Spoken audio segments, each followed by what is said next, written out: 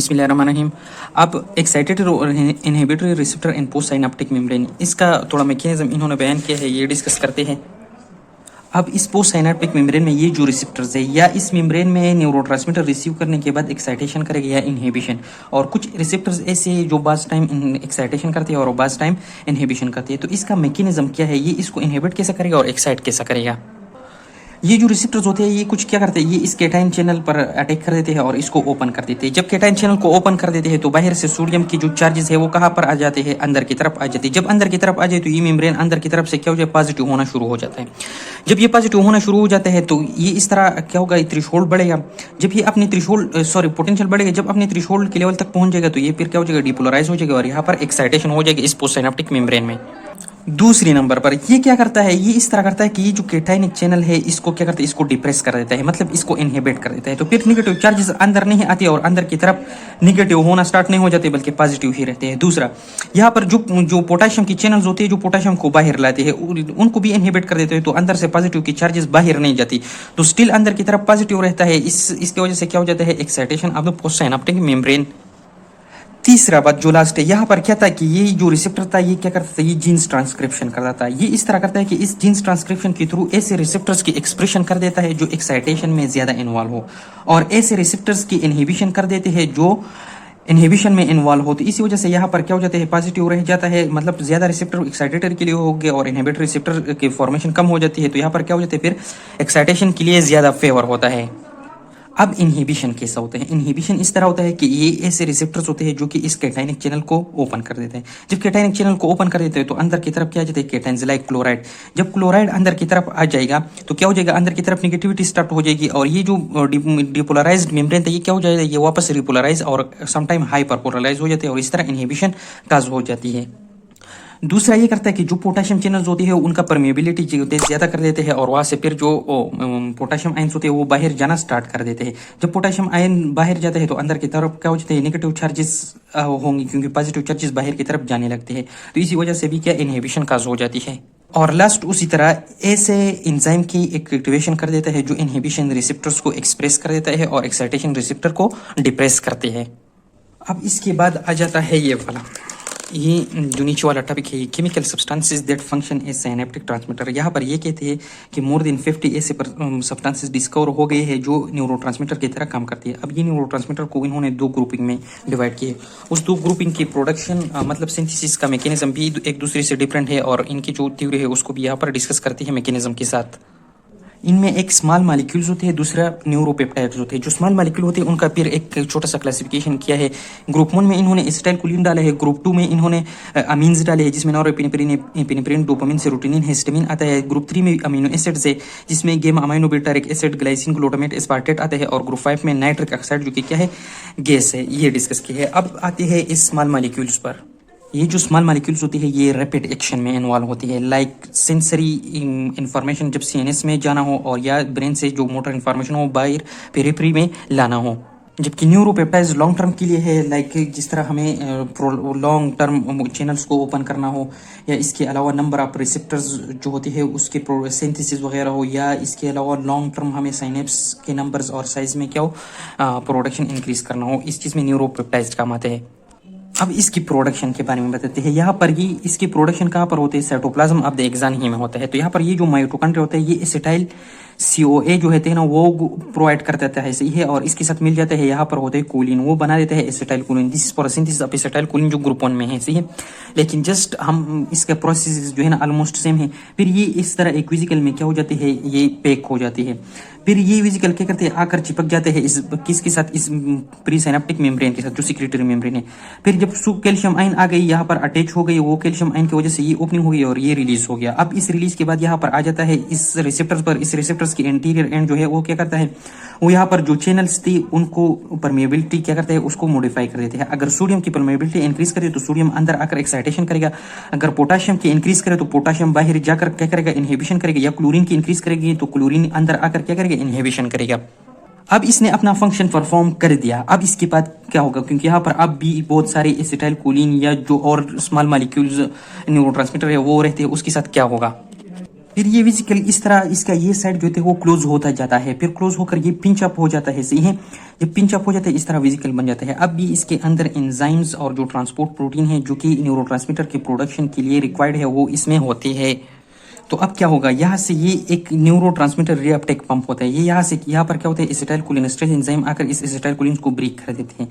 तो यहाँ पर जो कोलिन मॉलिक्यूल होते हैं वो ये लेकर अंदर की तरफ ले जाते हैं। अब ये कोलिन मॉलिक्यूल अंदर की तरफ ले जाते हैं, ये माइटोकॉन्ड्रिया इसको क्या बोलते हैं, एसिटाइल CoA ग्रुप जो होता है ना वो प्रोवाइड कर देता है। और फिर एक एंजाइम है जिसका नाम है कोलिन एसिटाइल ट्रांसफेरेज, उसके साथ मिलकर वो क्या बनाते हैं, एसिटाइल कोलिन बन जाता है। और ये एसिटाइल कोलिन इसी साइटोप्लाज्म में इसके अंदर पैक हो जाते हैं और इसी तरह अगेन क्या बन जाता है, एक वेसिकल एलॉन्ग विद न्यूरोट्रांसमीटर बन जाता है।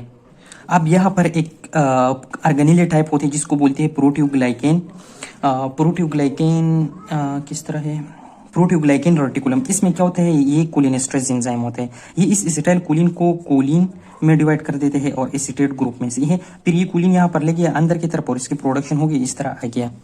अब ये इसकी सिंथेसिस का मैकेनिज्म था। अब इनकी कैरेक्टरिस्टिक्स के बारे में बुक से पढ़ते हैं, सही है। इनकी कैरेक्टरिस्टिक्स किस तरह होते हैं, तो सबसे पहले इन्होंने एसिटाइल कोलिन डिस्कस किया है। इसके बारे में ये कहते हैं, तो एसिटाइल कोलिन में क्या किया है कि बहुत एक्साइटेशन और इनहिबिशन की बात की गई है। एक्साइटेशन के बारे में ये कहते हैं कि हमारे कॉर्टेक्स में जो पिरामिडल सेल्स होती है, बेसल गैंग्लिया जो होती है, हमारे प्री गैंग्लियनिक ऑटोनॉमिक फाइबर और post ganglionic parasympathetic nervous system से ये क्या करती है, ये एसिटाइल कोलिन रिलीज करती है फॉर पर्पस ऑफ एक्साइटेशन।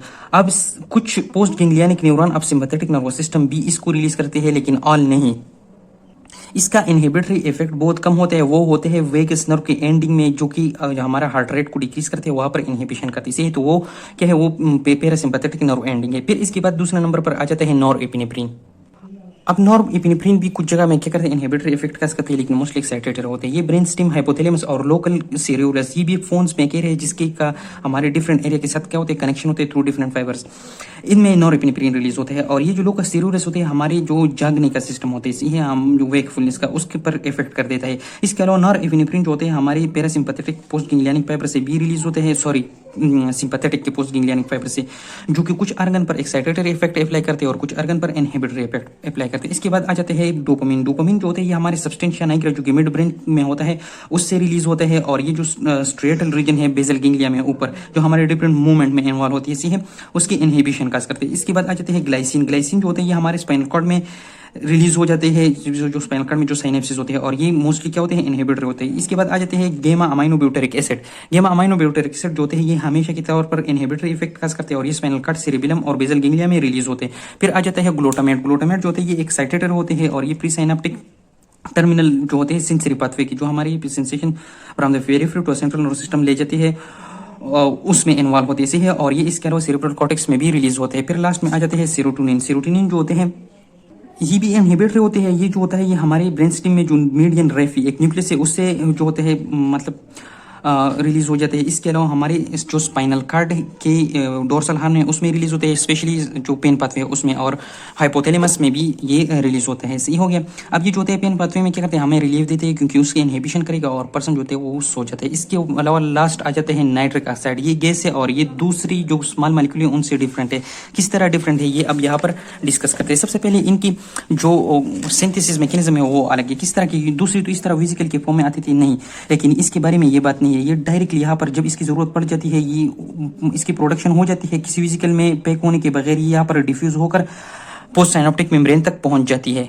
और ये क्या करते हैं, ये already excited post synaptic membrane में मॉडिफिकेशन लाती है और ये हमारे जो लॉन्ग टर्म बिहेवियर और मेमोरी है ना उसके लिए बहुत ज़्यादा इंपॉर्टेंट है, उसमें ये इन्वॉल्व होती है। और ज़ाहिर बात है लॉन्ग टर्म मेमोरी और बिहेवियर के लिए इन्वॉल्व है तो ये हमारे हायर कॉर्टेक्स जो है ना उसमें रिलीज होगा, मतलब ये ऊपर ब्रेन कॉर्टेक्स में रिलीज होगा। अब इसके बाद आ जाते हैं न्यूरोपेप्टाइड्स। इसकी सिंथेसिस इससे बिल्कुल डिफरेंट है क्योंकि यहाँ पर क्या हो जाता है, सबसे पहले ये एग्जाम के साइटोप्लाज्म में नहीं बल्कि जो सोमा है उसकी राइबोसोम प्रोड्यूस करते हैं। किस तरह, सबसे पहले न्यूक्लियस में मैसेंजर आरएनए प्रोड्यूस हो जाती है। ये मैसेंजर आरएनए जो होते हैं पहले इमेच्योर होते हैं, ये साइटोप्लाज्म में थ्रू न्यूरोफोर आ जाते हैं। यहाँ पर ये क्या करते हैं, जो रफ एंडोप्लाज्मिक रेटिकुलम होते हैं उसकी राइबोसोम इसमें मॉडिफिकेशन लेते हैं। सही है, जब इसको मॉडिफाई करते हैं फिर रफ एंडोप्लाज्मिक रेटिकुलम ये देते हैं किस चीज़ को, गोल्जी बॉडीज को। गोल्जी अपरेटस क्या करते हैं, इनमें दो फंक्शन कर देते हैं। नंबर फर्स्ट, इसको जो ये बड़ा पेप्टाइड होते हैं इसको स्प्लिट करते हैं, कुछ न्यूरोपेप्टाइड्स बन जाते हैं जाते हैं और कुछ इसके प्रिकर्सर बन जाते हैं। फिर इसको दूसरा क्या करते हैं, एक ये बात हो गई। दूसरी बात ये हो गई कि इसको ट्रांसपोर्ट वेसिकल्स में पैक कर देते हैं। जब इसको ट्रांसपोर्ट वेसिकल में पैक कर देते हैं, ये अब जाएगा इस साइटोप्लाज्म, जो हमारे एग्जाम के साइटोप्लाज्म है उस तक पहुंचेगा, लेकिन ये बहुत स्लो रेट से जाती है, फ्यू सेंटीमीटर पर डे, सही है, ये जाती है। फिर जब यहाँ पर ये पहुंच जाते हैं, फिर उस स्मॉल पेप्टाइड जैसे मैकेनिज्म के थ्रू ये क्या करते हैं, इस मेम्ब्रेन से चिपक जाती है और थ्रू कैल्शियम ये अपना न्यूरोट्रांसमीटर रिलीज कर देता है।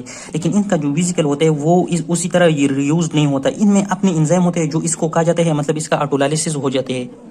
तो एक बात ये होगी कि ये बहुत स्लो स्पीड से यहाँ तक पहुंच जाता है, और दूसरा इनका प्रोसेस भी लॉन्ग है, तो इसी वजह से ये मतलब ये ज्यादा टाइम इसके प्रोडक्शन में लेते हैं, और उसी तरह इसका एक्शन भी प्रोलॉन्ग होते हैं, ज्यादा टाइम के लिए होते हैं। लाइक जो हमारे कैल्शियम चैनल्स हो गई या डिफरेंट मेटाबॉलिक फंक्शन हो गई, उसके प्रोलॉन्ग चेंजेस ये लाते हैं, या एक्टिवेशन और डीएक्टिवेशन ऑफ स्पेसिफिक जीन्स जो था वो वहाँ पर भी था, उसका प्रोलॉन्ग एक्टिवेशन क्या करता है, ये कर देता है। और इसके अलावा जो हमारे एक्साइटेटरी या इनहिबिटरी रिसेप्टर्स है उनकी एक्शन जो होते हैं ना, या उसके प्रोडक्शन में भी चेंजेस ये लाता है। किस तरह, क्योंकि उसका जीन या एक्टिवेट कर देता है और या इनहिबिट कर देता है। इसका जो इफेक्ट होता है वो from few days two months और ईयर्स तक रहता है, इसलिए ये क्या है, ये लॉन्ग टर्म है। अल्लाह हाफिज़।